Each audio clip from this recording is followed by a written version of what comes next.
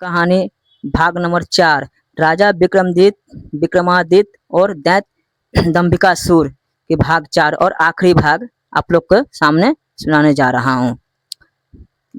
तीसरा द्वार भी खुल तीसरा द्वार टूटी फूटी झोपड़ी में बैठी थी, जिसके चारों ओर जंगल की लताएं लिपटी थी। उसकी आंखों धसी हुई थी, लेकिन उनमें एक गहरी समझ झलक रही थी।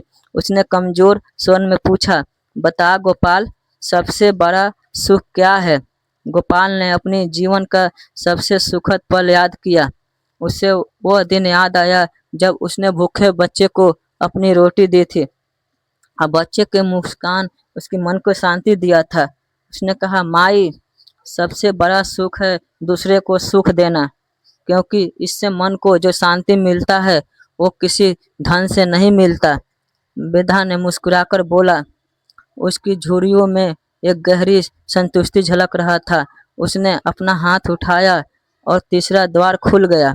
गोपाल अब अपने तीसरा द्वार खुल गया। गोपाल सबसे अच्छे हिस्से में पहुंच गया, जिसके चौथे अथी सोने चांदी से भरे चंदूक और हीरे जवाहरात और अनमोल रत्न बिखरे थे। कच्छ की छत पर चमकते हुए पत्थर जड़े थे, जो पूरे कच्छ को स्वर्ग जैसा बना रहा था। लेकिन गोपाल की नजर उन चमकती चीजों पर नहीं रुकी। उसने एक छोटा सा हीरा देखा, जो एक कोने में पड़ा था। वह हीरा सादा था, लेकिन उसमें अजीब से एक चमक था। गोपाल ने उसे उठाया और वापस लौट पड़ा। जब वो अग्निदत्त के आश्रम में पहुंचा तो उसने तपस्वी हीरा को सौंप दिया और बोला, महाराज, ये हीरा मैंने गांव के मंदिर में चढ़ाने के लिए लाया है, ताकि गांव के कल्याण हो। अग्निदत्त ने गोपाल को आंखों में देखा। उनकी मुस्कान में गर्व और संतुष्टि था। उन्होंने कहा, बेटा, तूने सच्चा खजाना पा लिया। वो है तेरा शुद्ध हृदय। दंभिकासुर ने अपनी कहानी खत्म की और विक्रमादित्य की ओर देखा। उसकी आंखों में अब डर साफ झलक रहा था। अब बता विक्रमादित्य, वो बोला, गोपाल की सबसे बड़ी जीत क्या था? खजाने तक पहुंचना, सवालों का जवाब देना, या हीरा तपस्वी को सौंपना? विक्रमादित्य ने गुफा की छत की ओर देखा और मानो गोपाल की सादगी को मन में उतार रहा था। फिर उन्होंने शांत स्वर में कहा, दंभिकासुर, गोपाल का सबसे बड़ी जीत थी उसकी निस्वार्थ था। दंभिकासुर ने गुस्से से अपनी गदा फेंकी, जो गुदा के दीवार पर जा के चूर चूर हो गई। निस्वार्थ था और चिल्लाया, उसने खजाना पाया। सवाल, हाँ, इतना दान किया, तो इसे निस्वार्थ क्यों कहता? विक्रमादित्य ने अपनी तलवार को जमीन पर टिकाया और बोला, सुन पापी राक्षस, गोपाल एक साधारण चरवाहा था, जिसके पास कुछ भी नहीं था। फिर भी उसने खजाने को लालच को ठुकरा दिया। उसने तीनों रक्षकों को सवालों का जवाब दिया,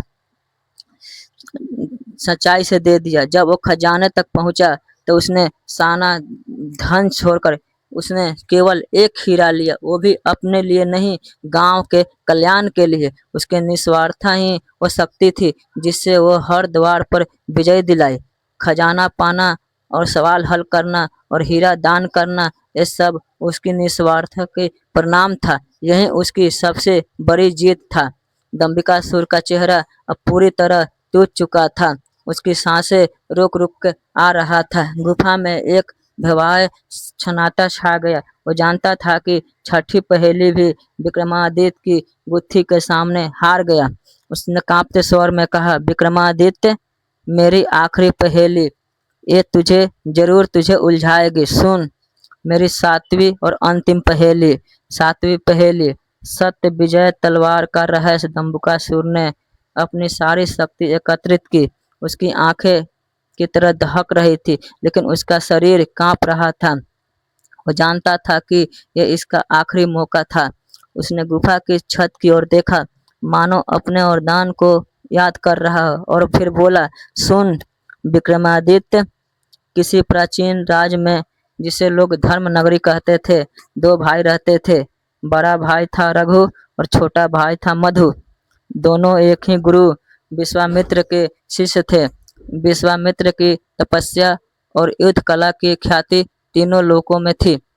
रघु और मधु दोनों युद्ध कला में निपुण थे, लेकिन उनका स्वभाव एकदम अलग था। रघु का हृदय दया और करुणा से भरा था। वह हर जरूरतमंद की मदद करता, चाहे वो कितना भी छोटा क्यों ना हो। प्लीज़ चैनल को लाइक करें और सब्सक्राइब करें। ऐसे ऐसे कहानियाँ हम हर रोज़ लाते रहते हैं। चैनल को लाइक भी करें। मधु दूसरी ओर स्वार्थी और क्रोधी था। वो हमेशा अपनी ताकत और ख्याति की तलाश में रहता था। फिर भी दोनों भाइयों में एक गहरी दोस्ती थी, जो उनको गुरु को आश्रम में बनती थी। एक दिन विश्वामित्र ने दोनों भाइयों को अपने पास बुलाया। उनके सामने एक तलवार रखा, जिसका नाम था सत्यविजय। ये तलवार साधारण नहीं था। इसका फल चांदी की तरह चमकता था और उसकी मूठ पर प्राचीन मंत्र खुदे हुए थे। विश्वामित्र ने कहा, ये तलवार केवल वही धारण कर सकता है जिसका हृदय सच्चाई और न्याय से भरा हो। मैं तुम दोनों को एक परीक्षा दूंगा। जो इस तलवार को उठा लेगा वही इसका असली हकदार होगा। परीक्षा थी एक खतरनाक राक्षस को हराने की। ये राक्षस, जिसका नाम था कालवृक्ष, धर्म नगरी के पास जंगल में रहता था। वो रात को अंधेरे में गांव वालों पर हमला करता, उनके पशुओं को मारता और खेतों को तबाह करता। विश्वामित्र ने कहा, जो राक्षस को हराएगा और गांव वाले को बचाएगा वही सत्य विजयी तलवार को हकदार होगा। रघु और मधु ने अपने हथियार संभाले और जंगल की ओर चल पड़े। रास्ते में उन्होंने एक बूढ़ी औरत मिली जो भूख से तड़प रही थी। उसकी आंखें धसी हुई थी और उसका शरीर कांप रहा था।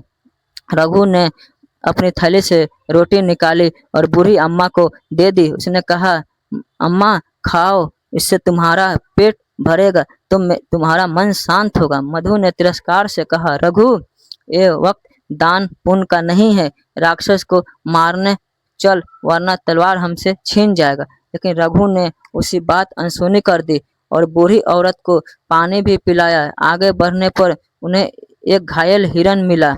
उसका पैर एक जाल में फंस गया था और वह दर्द से कराह रहा था। रघु ने तुरंत हिरन को जाल से आजाद कराया और उसकी मरहम पट्टी की। उसने हिरन को पानी पिलाया और उसे जंगल में सुरक्षित छोड़ा। मधु फिर पिघला, रघु तू पागल है, ये हिरन हमारा क्या बिगाड़ेगा? राक्षस को मारने में देर हो रही है। रघु ने शांत स्वर में कहा, मधु, हर जीव की जान कीमती है। अगर हम इसे नहीं बचाएंगे तो राक्षस को मारने का क्या फायदा? आखिरकार दोनों राक्षस की गुफा की ओर पहुंच गया। काल वृक्ष का रूप भयानक था। उसकी आंखों कोयले की तरह जल रही थी और उसके नाखूनों तलवारों की तरह तेज थे। उसने गांव वालों को घेर रखा था, जो डर से कांप रहे थे। रघु ने तुरंत गांव वाले को बचाने की योजना बनाई। उसने काल वृक्ष का ध्यान अपनी ओर खींचा और चिल्लाया, काल वृक्ष, अगर हिम्मत है तो मुझसे लड़। काल वृक्ष ने रघु पर हमला किया। रघु ने अपनी तलवार से उसका मुकाबला किया, लेकिन उसका मकसद गांव वाले को बचाना था। उसने काल वृक्ष को गुफा से दूर खींच लिया ताकि गांव वाले भाग सकें। इस बीच मधु ने मौका देखा और काल वृक्ष की पीठ पर तलवार से वार किया। काल वृक्ष घायल हो गया और दहाड़ता हुआ जंगल में भाग गया। मधु ने जोर से चिल्लाया, मैंने राक्षस को हराया, सत्य विजयी तलवार मेरा हक है। दोनों भाई विश्वामित्र के आश्रम में लौटे। मधु ने अपनी वीरता की कहानी सुनाई, लेकिन रघु चुप रहा। विश्वामित्र ने दोनों को सत्य विजयी तलवार के पास ले जाकर कहा, अब इसे उठाओ। मधु ने तलवार को उठाने की कोशिश की। उसने अपनी सारी ताकत लगा दी, लेकिन तलवार तस मस नहीं हुआ। उसका चेहरा क्रोध से लाल हो गया। फिर रघु ने तलवार को छुआ। जैसे ही उसका हाथ तलवार के मुठ पर पड़ा, तलवार हल्की हो गई और स्वयं उसके हाथ में आ गई। वो चमकने लगी, मानो सूरज की किरणें उसमें समा गई हो। मधु ने गुस्से में चिल्लाया, ये धोखा है, मैंने राक्षस को हराया, तलवार मेरा हक है। विश्वामित्र ने शांत स्वर में कहा, मधु, काल वृक्ष भागा है, भागा है, मरा नहीं, और सत्य विजयी तलवार ने अपना मालिक चुन लिया। दंबिकासुर ने अपनी कहानी खत्म की और विक्रमादित्य की ओर देखा। उसकी सांसें तेज थी और उसकी आंखें उम्मीद और डर से भरी थी। अब बताओ, विक्रमादित्य बोला, सत्य विजयी तलवार ने रघु को क्यों चुना? क्या इसलिए कि राक्षस को नहीं मारा, या उसके दयालुता के कारण, या कोई और कारण था? विक्रमादित्य ने गुस्सा गुफा की दीवार को देखा, मानो रघु और मधु की कहानी उनके सामने जीवंत हो रही हो। फिर उन्होंने शांत स्वर में कहा, दंबिकासुर, सत्य विजयी तलवार ने रघु को इसलिए चुना क्योंकि उसका हृदय सत्य और न्याय से भरा था। दंबिकासुर ने गुस्से से अपनी मुठ्ठियां घेर ली। ये क्या जवाब है? वो चिल्लाया। रघु ने राक्षस को मारा भी नहीं। उसकी दयालुता पूरी औरत और हिरण की थी, राक्षस के लड़ने में नहीं। विक्रमादित्य ने अपनी तलवार को जमीन पर टिकाया और बोला, सुन दुष्राक्षस, सत्य विजयी तलवार की वीरता की प्रतीक नहीं थी, बल्कि वो सत्य और न्याय की प्रतीक था। मधु ने काल वृक्ष पर वार किया, लेकिन उसका मकसद तलवार हासिल करना था। उसने ना तो गांव वालों की चिंता की, ना ही रास्ते में किसी की मदद की। उसका हृदय स्वार्थ और क्रोध से भरा था। रघु ने गांव वाले को बचाने की लिए अपनी जान जोखिम में डाली। उसने बूढ़ी औरत को और हिरण की मदद की और दिखाया कि उसका हृदय निस्वार्थ और दयालु है। उसने काल वृक्ष की लड़ते समय भी सत्य का साथ दिया। वो गांव वाले को बचाना चाहता था, ना कि केवल तलवार जीतना। सत्य विजयी तलवार ने रघु को इसलिए चुना क्योंकि उसने सच्चाई और न्याय को अपने हर कदम पर जिया। यही उसका असली गुण था। दंबिकासुर को चेहरा अब पूरी तरह दह चुका था। उसका आंखें खाली था और उसका शरीर कांप रहा था। गुफा में एक भवाया छा गया। और जानता था कि सातवीं और अंतिम पहेली भी विक्रमादित्य की गुत्थी के सामने हार गई। वो कांपते हुए स्वर में कहा, विक्रमादित्य, तूने तूने मेरी सारे सवालों का जवाब दे दिया। अंतिम मुकाबला। अब सत्य की विजय। विक्रमादित्य गुफा की छत की ओर देखा, मानो सत्य दृष्टि साधु और अग्निदत्त का आशीर्वाद उनके साथ हो। फिर उसने गर्जना की, हाँ दंबिकासुर, मैंने तेरे सातों सवालों का जवाब दे दिया। तेरा वरदान, जिसे तुम अपने ताकत समझा था, अब तुझ पर ही भारी पड़ गया। बोल, अब तू क्या करेगा? तेरे अत्याचारों का हिसाब चुकाने का वक्त आ गया है। दंबिकासुर की आंखों में अब केवल डर बाकी था। उसने चिल्लाकर कहा, नहीं विक्रमादित्य, तू मेरे सवालों को हल कर सकता है, लेकिन मुझे युद्ध में नहीं हरा सकता। आ, मुझसे मल्ल युद्ध कर और देख तेरा क्या हाल होता है। विक्रमादित्य ने अपनी तलवार निकाली। उसका फाल चांदनी की तरह चमक रहा था और उसके मुठ पर नक्काशी चमक रहा था। उन्होंने कहा, ठीक है दंबिकासुर, अगर युद्ध ही तेरा अंतिम रास्ता है तो मैं तैयार हूँ। लेकिन याद रख, यह युद्ध केवल केवल मेरा और तेरे बीच नहीं, बल्कि सत्य और असत्य के बीच है। दंबिकासुर अपनी विदाल विशाल गदा उठाए। गदा इतनी भारी था कि गुफा की जमीन हिल गई। उसने गदा को हवा में लहराया और विक्रमादित्य पर टूट पड़ा। गुफा में धूल का दीवार उठा और चट्टानें कांपने लगा। दंबिकासुर की हर चाल में उसका क्रोध और निराशा झलक रहा था, लेकिन विक्रमादित्य की फुर्ती और युद्ध कौशल के सामने उसकी ताकत कम पड़ने लगा। विक्रमादित्य ने एक तेज चाल से दंबिकासुर की गदा को चकनाचूर कर दिया। गदा के टुकड़े दीवारों पर बिखर गए। दंबिकासुर ने दहाड़ कर कहा, ये नहीं हो सकता, मैं अमर हूँ। विक्रमादित्य ने कहा, दंबिकासुर, तेरा अंत निश्चित है। तूने अपने वरदान का दुरुपयोग करके कितने ही निर्दोषों को पत्थर बनाया। तूने कितने घर उजाड़े, कितने सपने तोड़े, कि अब तेरे पापों का घड़ा भर चुका है। इतना कहकर विक्रमादित्य ने अपनी तलवार को हवा में लहराया और तलवार पर एक तेज रोशनी चमकी, मानो स्वयं सूर्यदेव उसमें समा गए हो। उन्होंने ऐसा एक वार किया कि दंबिकासुर की छाती चीर गई। दंबिकासुर ने आखिरी सांस लेते हुए कहा, विक्रमादित्य, तू तू सचमुच वीर श्रेष्ठ है। और वो धराशायी हो गया। उसी क्षण गुफा में एक तेज रोशनी फूटी। लखन और महेंद्र, पत्थर की मूर्तियां जो गुफा की प्रवेश द्वार पर खड़ी थी, फिर से जीवित हो उठा। उनकी आंखों में जीवन की चमक लौट आई। गुफा में बंधे सारे लोग, जिन्हें दंबिकासुर ने अपने छल से कैद किया था, आजाद हो गए।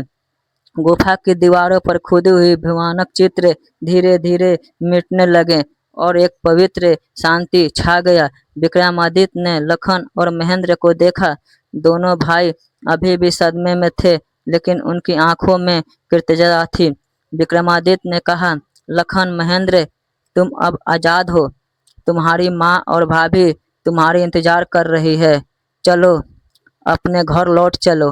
बूढ़ी माँ का मिलन विक्रमादित्य लखन और महेंद्र को लेकर उस गांव पहुंचा, जहां बूढ़ी माँ और उसकी बहू रहती थी। गांव का नाम था आनंदपुर। आनंदपुर एक छोटा सा गांव था, जहां खेतों की हरियाली और नदी की कलकल गूंजती थी। लेकिन बूढ़ी माँ का घर में कई महीनों में सन्नाटा पसरा हुआ था। जब विक्रमादित्य ने गांव में प्रवेश किया, गांव वालों ने स्वागत किया, लेकिन बूढ़ी माँ को जैसे ही पता चला कि उसकी बेटे लौट आए हैं, वो दौड़ती हुई अपने घर के आंगन में आई। उसने लखन और महेंद्र को देखा। उसकी आंखों आंसुओं से भर आई और उसका कांपता हुआ शरीर खुशी से थरथराने लगा और चिल्लाई, मेरे लाल, तुम जिंदा हो। वो दोनों को गले लगाई और उसकी बहू, जो पास ही खड़ी थी, फिर रोते हुए पास आई। दोनों बेटों ने अपनी माँ को गले लगाया और आंगन में एक ऐसी खुशी छा गई जो शब्दों से परे था। बूढ़ी माँ ने विक्रमादित्य को चरणों में सिर रख दिया। महाराज, उसने कांपते स्वर में कहा, आपने मेरे सूने जीवन में फिर से रोशनी भर दी। आप साक्षात नारायण हैं। विक्रमादित्य ने उसे प्यार से उठाया और कहा, माई, ये मेरा कर्तव्य था।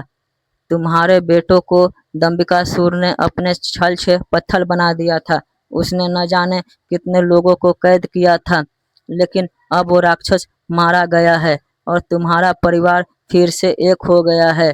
लखन ने आगे बढ़कर कहा, महाराज, हमने सुना था दंबिकासुर को कोई नहीं हरा सकता, लेकिन आपने केवल हराया ना, भले हमें हमें भी आज़ादी दी। हम आपके थी है।